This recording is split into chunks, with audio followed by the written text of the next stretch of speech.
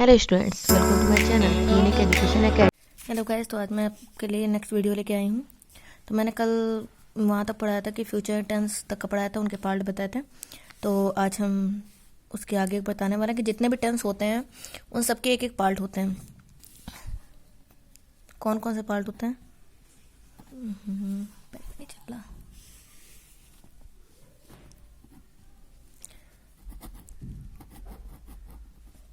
Affirmative, और second होता है मेरा सेकंड होता है मेरा निगेटिव,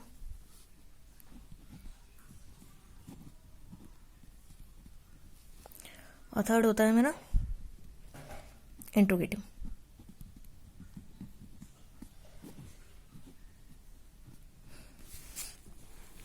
ये तीन पार्ट हर टेंस में होते हैं, फ्यूचर इंडिफिनिट, प्रेजेंट इंडिफिनिट और पास्ट इंडिफिनिट, सब में ये तीन पार्ट ज़रूर होते हैं। अफर्मेटिव में एक पॉजिटिव सेंटेंस आते हैं, नॉर्मल सेंटेंस आते हैं जिसमें नहीं का प्रयोग नहीं होता है, क्वेश्चन मार्क वाले प्रयोग नहीं होते हैं या फिर क्वेश्चन वर्ड नहीं आते हैं। निगेटिव में नॉट का प्रयोग किया जाता है, नहीं वाले शब्द आते हैं। इंट्रोगेटिव में जिस क्वेश्चन पूछने वाले शब्द आते हैं या फिर कोई हमसे कोई चीज़ पूछ रहा होता है वैसे शब्द आते हैं। ठीक है, तो अब शुरू करते हैं। आज हम पढ़ाने जा रहे हैं प्रेजेंट इंडेफिनिट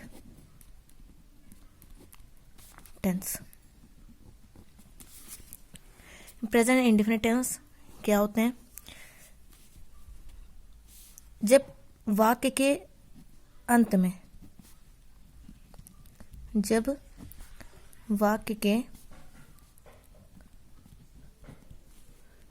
में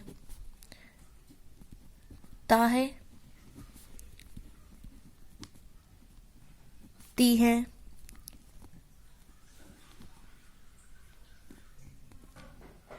ते हैं, तो है आदि शब्द आते हैं,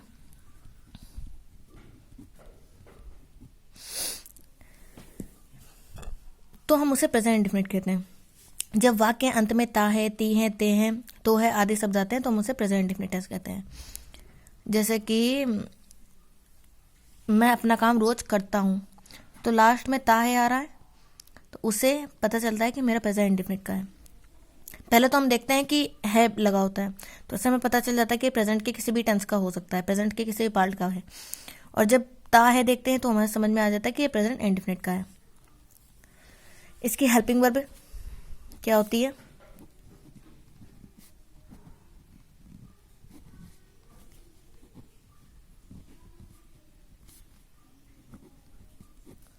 डू, डस।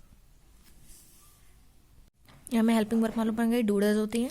अब हम शुरू करते हैं इसके अफर्मेटिव।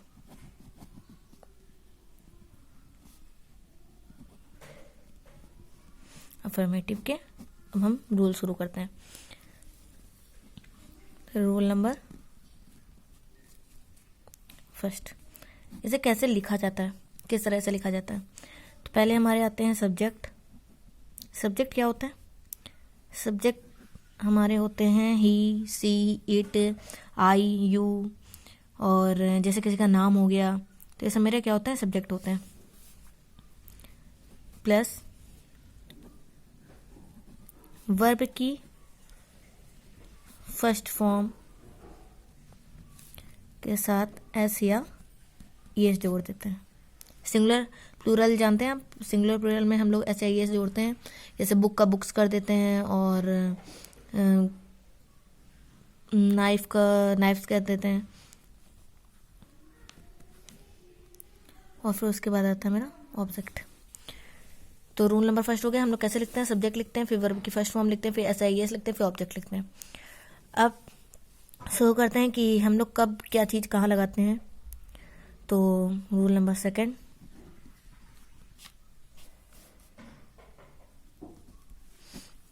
रूल नंबर सेकंड हमारा है कि ये सिंगुलर नंबर मीन्स एक वचन के साथ,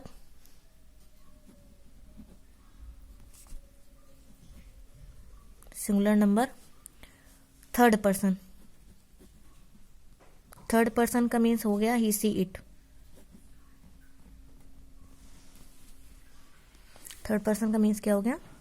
ही सी इट, ये सब थर्ड पर्सन में आते हैं। इनके साथ क्या लगता है? वर्ब की हम लोग वर्ब के साथ SCIS लगाते हैं।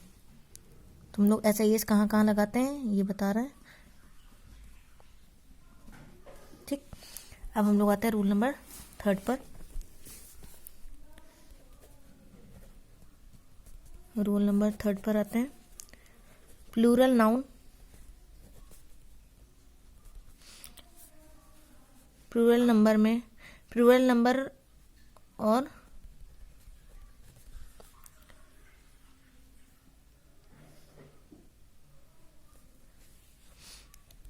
दे के साथ S या ES नहीं लगाते हैं। जब जहाँ पे बहुवचन हो वहाँ पे हम लोग SIS नहीं लगाएंगे। और रूल नंबर 4 आता है मेरा कि जहाँ पे I सब्जेक्ट अगर हो और यू सब्जेक्ट हो, उसके साथ हम लोग वर्ब में SIS नहीं लगाते हैं। SIS करते हैं, नहीं लगाते हैं।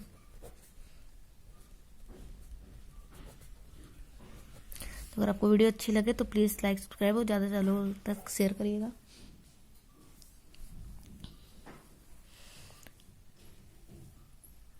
तो ये सब मेरे हो गए कि प्रेजेंट इंडेफिनिट के अफर्मेटिव के रूल हो गए सब।